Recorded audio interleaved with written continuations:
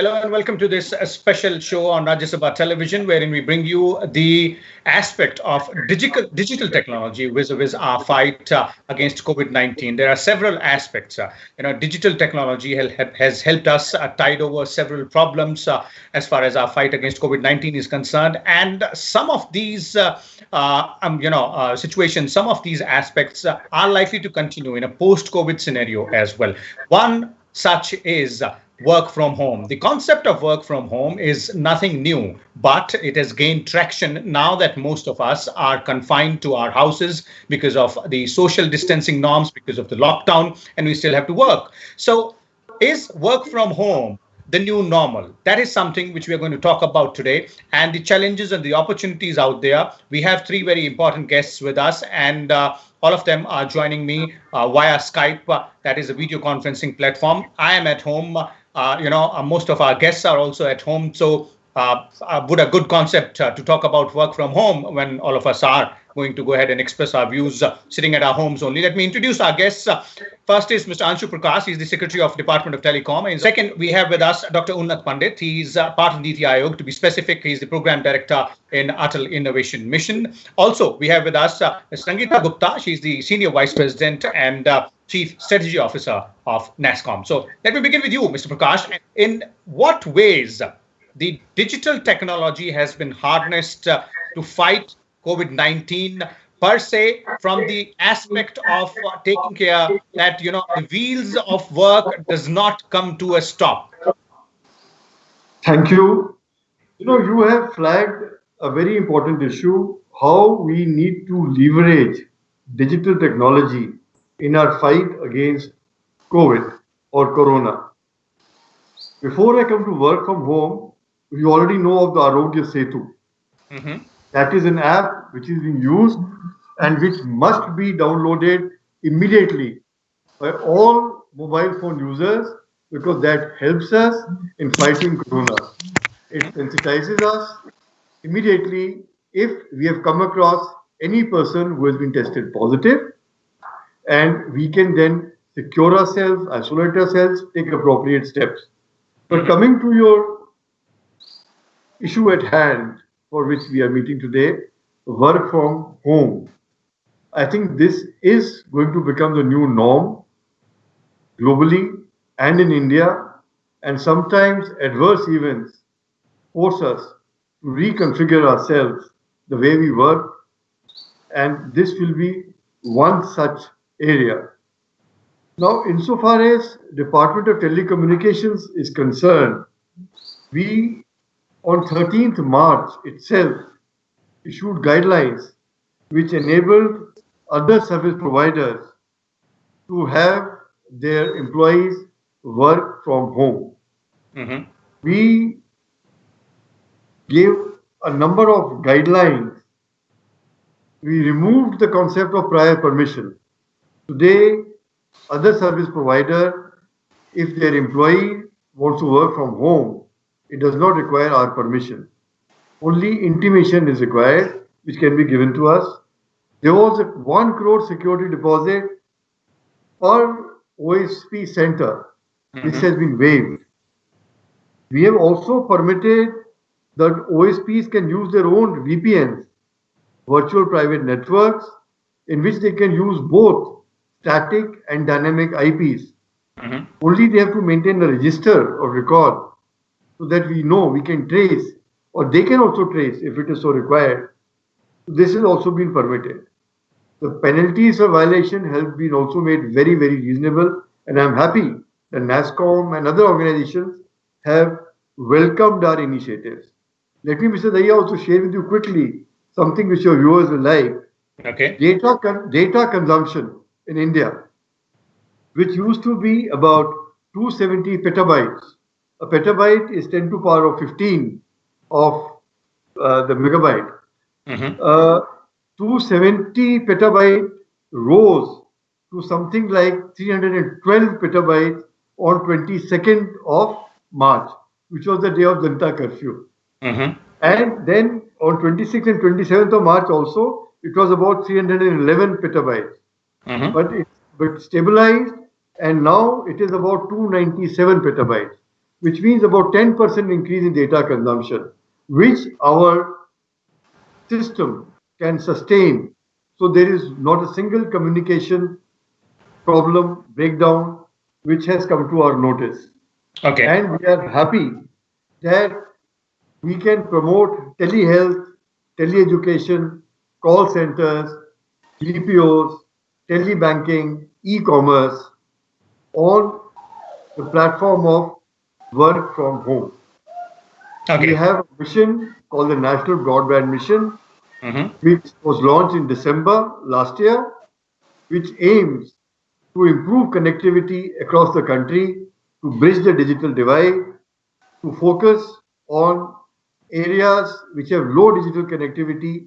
We are now also having a broadband readiness index for each state, which will be made public in some time to come. We are also open to all good suggestions. So all suggestions which we get today from NITI Aayog, from NASSCOM, we will certainly follow it up. And we are having a stakeholder consultation Monday, which is 27th, where we will seriously consider all suggestions where work from home can be popularized. Now immediately, because there is a need of social distancing and staying at home, but also in the medium term and long term, because I think this is environment friendly and it leverages digital technology, the power of digital technology.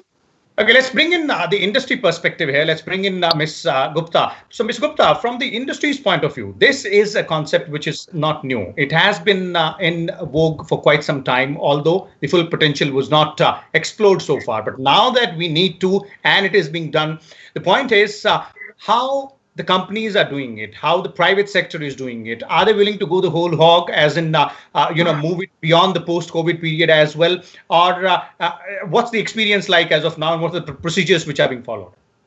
Thank you, Vishal. I think this is a very important discussion that we are hosting today. I want to start by thanking Mr. Prakash for the support Department of Telecom very timely provided in granting approvals for the OSP license. I think it's been a phenomenal few weeks for the industry, since the lockdown was announced. I think while work from home is not new from this industry, it was less than 5% of our workforce. And I think in these 3 weeks, we moved from 5% to 90% of our workforce working from home. It was a journey that involved a lot of effort. There were a lot of policy issues that needed approval. The government was very, very supportive, whether it was the SEZ laws, the STPI laws, the OSP licenses. We got all of those supportive frameworks from the government. I think the second important move for us was to move technology assets. Many of our employees were working on desktops in offices. Those desktops had to be transported to employee homes. And in midst of the lockdown, it meant getting passes for movement, etc. I think we've been able to go through that entire journey. And today you have almost, like I mentioned, 90% of your workforce that is coming into working from the homes and, delivering essential services for global clients as well as clients in India. Having said that, I think you rightly pointed out that we would never have experimented at scale unless a crisis like this had come. And I think this is one irreversible change that is now here to stay. Whether it will be a 90% work from home, or it will be a 50% work from home, or it's a 25% work from home.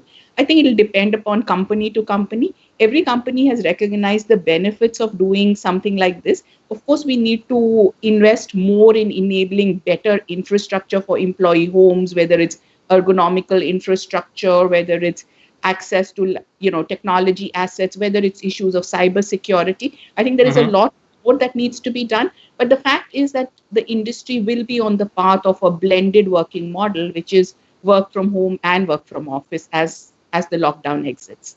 Okay, and you mentioned infrastructure and cybersecurity. So these can be counted at two. Apart from that, what are the challenges which you believe there are? Because it has been almost a few weeks now, and we would have by now analyzed as to these are the areas which need to be focused upon. So I think the first for us was really getting approval from our clients. This industry works for a lot of global healthcare companies, global banks, who have been used to a very, very secure communication in office. It's almost like an entire floor is reserved for them. Nobody can enter without the right access. And you're moving from a very very, very tightly secure model to a totally distributed model where there is much less control. I think convincing our clients was our first and most important challenge, which I think a lot of people have not done. There are a few that still need to agree to the model, and I think that is why it's at a 90% rate right now. I think the second is the whole issue that I mentioned about when you work in such a distributed model, there will be issues of cybersecurity that will come up, and companies need to make sure there is increased investment on training their employees on phishing attacks, on ransomware attacks, and other things. And I think that's an exercise the companies are doing. I think the third is how do you effectively maintain productivity when it is work from home? So companies today are finding that productivity of employees is very, very high because everybody is very committed to making sure that they deliver their best in a crisis like this. However, in a scenario when there is a blended working model, what more do we need to do to make sure that the productivity when you're working from home is as efficient as it was when you're working from the office? I think the is really about how do you retain the culture of the organization? How do you effectively communicate with your employees who are now even more distant? So I think the industry is thinking through this entire playbook. It was very heartening to hear TCS in their annual results announcing that by 2025, they will have only 25% of their employees coming to office, right? So savings that it can give to them, think of the contribution to climate and transportation and environment that it will contribute. So clearly, I think this is, like I mentioned, an irreversible model. Every company is now figuring out what it means. It's also creating opportunities for our industry, Vishal. Today, more and more of our clients are also saying, if I need to have a distributed workplace model in my own country, what are the technology solutions I need? And companies in India are helping create some of those. So I think it's also an opportunity for technology companies to build solutions that enable this entire work from home to be a seamless experience. Okay, there it is. Challenges and the opportunity as well. Dr. Pandit, I'd like to bring you in here from the policy point of view. And if you look at, the way the industry's perspective in challenges as well as opportunities, and how this particular situation can be exploited further, or rather build up on a larger scale. And let's look beyond the COVID scenario as well, post-COVID scenario. This is a battle which we are all set to win, but after that there are certain aspects which will stay with us. Some changes will stay with us, as the secretary was pointing out. Social distancing norms will stay with us. So from policy point of view, and the also to boost the infrastructure, how do you think things have to go hand in hand from both sides, government as well as industry? See, this is something which we have to accept as a reality, that this is going to be the general acceptance now onwards for all the industries and all the professional institutions. And secondly, even at an NGO level also, they are going to operate for certain specific activities. They are going to operate in the remote location as well, and they are going to accept this. So acceptance working from home is now in general going to be the thumb rule for all the institutions. Secondly, building the infrastructure, what you are saying, now they have to keep the provision in their budget and the strategy as well. And what exactly the challenges which are coming into the working from home environment that they have to address.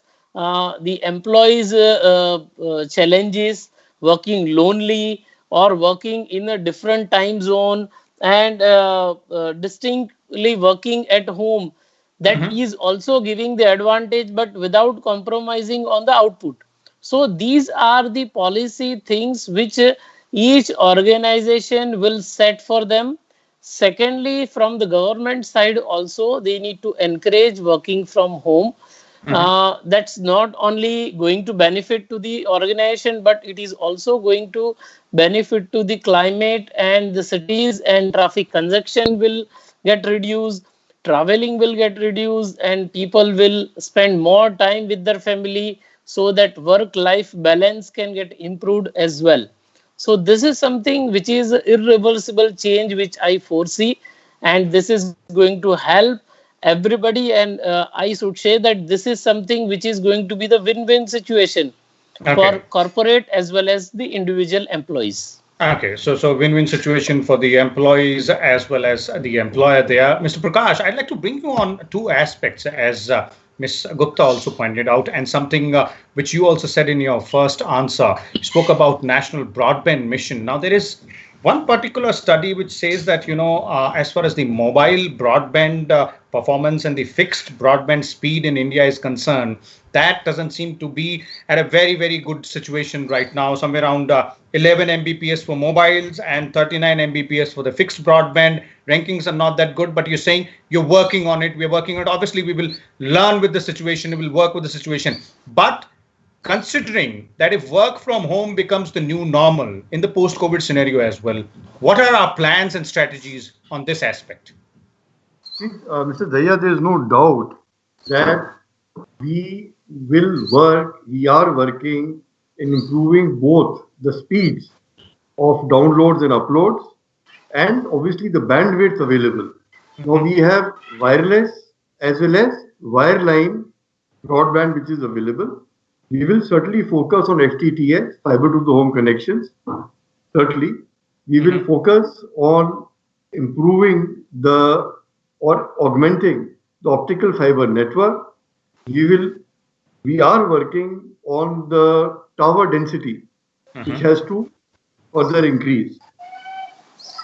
States are a very major stakeholder, very major stakeholder, because the right-of-way rules are notified by the state and they are implemented by the state. So infrastructure providers or the telecom companies, internet service providers, they all have to lay fiber, they have to have towers. States must also, and they are. I'm very happy to note that we notified right-of-way rules some time back, and 12 states have already adopted them. And we are in the process of interacting with all the states so that the rules notified by Government of India are either adopted by the states or their own rules are made in sync with our rules. This will help us in enhancing the reach of broadband across the country. Digital India, the vision of our Prime Minister, that will be facilitated, that will be achieved in the process. So all this will obviously benefit work from home. The industry must also make their own protocols. You see, not every job can be done from home. There would be some jobs which require your presence in the office. But jobs which can be done from home, they would have to be strict protocols. And as our representative of NASSCOM mentioned, the clients also must agree on that. There are certain security aspects, and security aspects not just from the DOT point of view, from the private industry point of view. Those aspects which also have to be duly factored in. So we are working on it, work in progress. This opportunity gives us a chance to accelerate what we are already doing. You mentioned a security aspect from the industry point of view, and something which Ms. Gupta also mentioned. So cyber security, the data security is a very, very important concern here, because as both of you are pointing out, client approval is needed. There are certain processes, there are certain businesses which are, very, very crucial to both the client and the company as well. So there are norms which have to be followed. Industry will have to put in place the protocols. Any more, strategies which you believe the government might be working on in terms of ensuring that there is proper aspect taken care of data security and cyber security? See, this is a dynamic process. We have good cyber security, we have good data security, but obviously these are things which have to be improved further. And as we go towards the aim of new norm, work from home, so we will see what the different aspects are emerging. And as I told you, we have a stakeholder consultation Monday, 27th. So all aspects will be flagged and we will be coming out with guidelines which will address all concerns. Okay, so definitely this is a dynamic process, as the secretary is pointing out, and it will be taken care of the way things come up in terms of challenges as well. Ms. Gupta, I'd like to bring you in on the point of protocols, which the secretary pointed out. From the industry's point of view, also there will need to be certain systems or certain standards which will have to be put in place. I totally agree, Vishal, that this requires a lot of investment effort by the industry to build in cybersecurity, data security, privacy practices. We'd already done that for a workplace environment. I think now we are doing it for an extended workplace environment, which is really all our employee homes. It is the single most important priority that the companies are working on, and I think that is what we see people working more on as they move forward. In fact, we've been talking to our members on saying if there is an exit on 3rd May, how much percentage of their workforce they'd like to bring back to work. Mm-hmm. And that with extremely small numbers. And they said we'll use this time to actually improve the work from home infrastructure for our employee homes. So clearly, I think people are preparing themselves for a slightly more extended work from home environment, even during the crisis. And I think one positive opportunity that comes out of this work from home is the ability for India, including our industry, to leverage the capabilities of the large pool of educated women that were unable to join the workplace because of the need to be a 9 to 6 working hours. I think the work from home environment will give us the opportunity to channelize these very talented, educated women. And I think that single most important contribution can help push India's GDP if we look at that. Okay, definitely. That is one very important aspect out there in terms of channelizing more energy, channelizing more talent as well, be it youth or women. Dr. Pandit, concluding comments from you in terms of the way both the secretary and the industry representative is pointing out challenges and opportunities on both sides. It's a very dynamic situation. We will have to learn on the go, we will have to improvise on the go, and we'll have to think out of the box and find solutions. So this is something which is going to be the permanent adoption from all angles of the professionalism, and it's going to be the win-win scenario for the employee and the employer as well. Mm-hmm. Now on infrastructure part, we need the better connectivity, better infrastructure for providing the high bandwidth internet connectivity as well. And equally, we need to ensure that the minimum bandwidth can be ensured by all the internet service provider. So this is something few say as a 4 Mbps, 5 Mbps, which is the bare minimum bandwidth which anybody need to be provided. So that this is something which is going to increase the digital India penetration as well. And people will have the more adoption of all the online activities which they would like to carry out. And this is something which will help India achieving the objectives of the Digital India mission. Okay, so there it is, as our panelists have pointed out, in terms of work from home being the new normal from here onwards. It is a dynamic situation indeed, and there are several challenges and opportunities as well, while the industry is working on its own side to derive a strategy to have a specific standard protocol in place. The government, on the other hand, is also working towards ensuring that the infrastructure is in place. The connectivity or the bandwidth which we talk about is also being taken care of under the National Broadband Mission, and the stakeholders will also have a lot more suggestions to give. Thank you once again to Mr. Anshu Prakash, the Secretary of Telecom Ministry, Dr. Unnat Pandit, and Ms. Sangeeta Gupta there as well from NASSCOM. Thank you for being with us and sharing your views. So viewers, stay at home, follow all the social guidelines and other guidelines by the government on the lockdown, social distancing norms as well, and stay safe. Keep watching Rajya Sabha Television. We'll come back again with a different topic with regards to the technology or the tech interventions as far as our fight against COVID-19 and future is concerned. Thank you. Thank you, Vishal. Thank you. Thank you. Thank you.